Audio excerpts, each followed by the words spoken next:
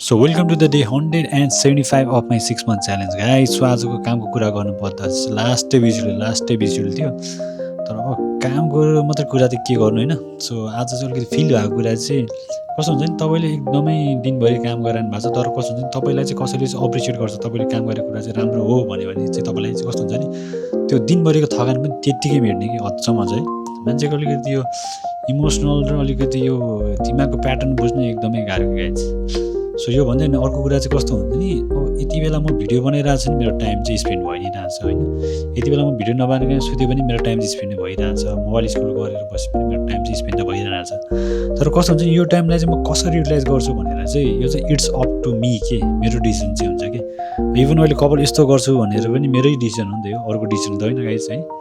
So hope so तपाईँले पनि आफ्नो टाइम चाहिँ मजाले युटिलाइज गरेर आफ्नो best of the best time चाहिँ बेस्ट अफ द बेस्ट ठाउँमा चाहिँ युटिलाइज गरेर चाहिँ बसिरहनु होला भन्दै यो भन्दै my day is complete guys. See you tomorrow, take care, have a